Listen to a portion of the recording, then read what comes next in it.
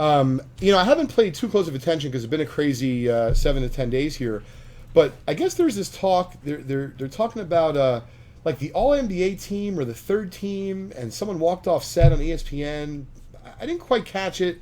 I know you're not a big hoops guy, but I'm gonna check it out. I'm really a fan of these. Every so often, Lou. I was kind of curious. So, based on the four major sports, do you think every decade, every 20 years, when should they do, like, hey, these are the best players alive in the game today? Like, how often do you think they should do that for a respective sport, major sport?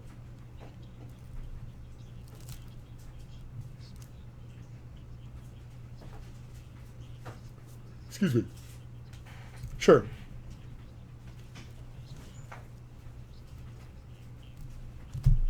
Sure.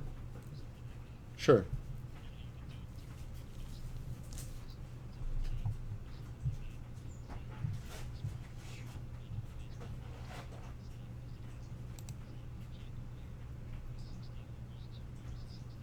No.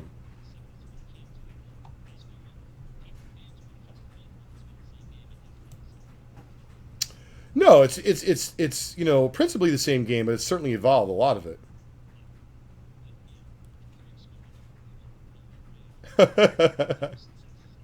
Yes, I agree with you. Um, so we're going to open up 1989 Upper Deck low number pack 108. James Shepard. They had an 89 Upper Deck set on the Jack of All Trades, or excuse me, the movie Jack of All Trades movie on Netflix. I did enjoy it very much, and I enjoyed it even more having met Carrie and Stu at the show and having some context and perspective before I watched the movie. It was super cool.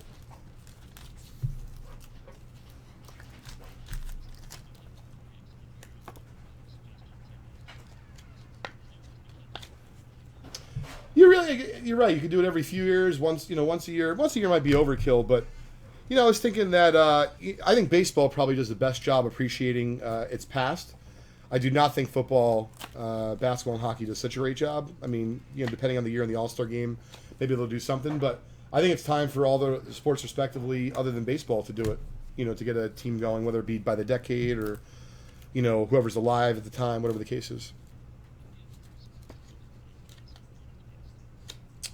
Yes, well, totally. But to be fair, hockey has the richest history besides baseball, so it makes sense that they should appreciate it second.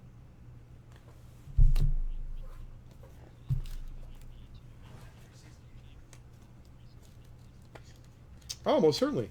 Hey, before we forget, I want to thank everyone for watching our Vintage Breaks PSA show. We have nearly 70 people now watching live, Lou, on the PSA Facebook channel, as well as about 50 or so on our YouTube channel. So we have some great engagement this week. And, something I'm real proud to announce. It's not been formalized yet, but after Darren, sent that tweet out about us opening that pack with Gary from 1961 and him eating the gum, there was all this talk and fury of activity on Twitter about folks chewing old gum together. And so I simply said, hey, I'm willing to chew old gum for my son Crosby and others like him that are affected by a condition called acongenital HI. So I tagged the HI account. I also gave, link to the About page so you can learn more about it. And so I tagged anyone from Gary V to Darren to Tops to other people. And there's a bunch of hobby people that have already committed to doing it. And then Tops wrote back and they said they were in. And so I was very touched by that. We're going to be planning a vintage breaks old gum eating contest next year at the National. Details will be revealed, and we're going to be doing it. I'm not sure if we're going to do it just for congenital HI, but I'm also thinking I want to plug NORD, which is the organization for rare diseases, which is what HI is.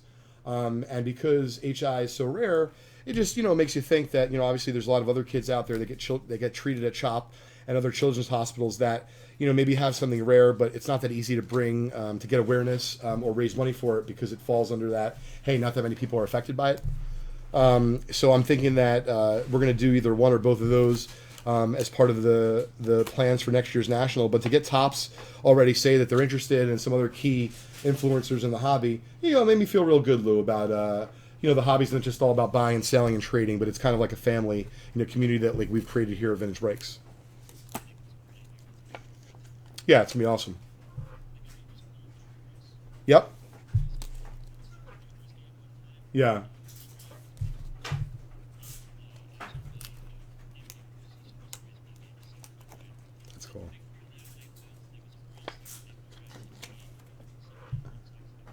Okay.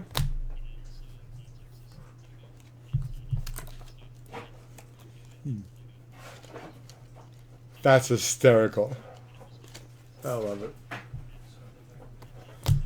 Oh my god. Yeah, no, that's pretty weak, Lou, I have to say.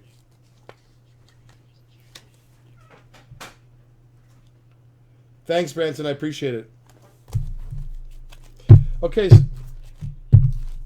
Yeah, that's a 1989 Upper Deck low number pack. So now that we've opened a few packs, we have just about 5 minutes left before we cut off the names. If you have another personal pack you want me to open, and John, great. And if not, we're going to give away a few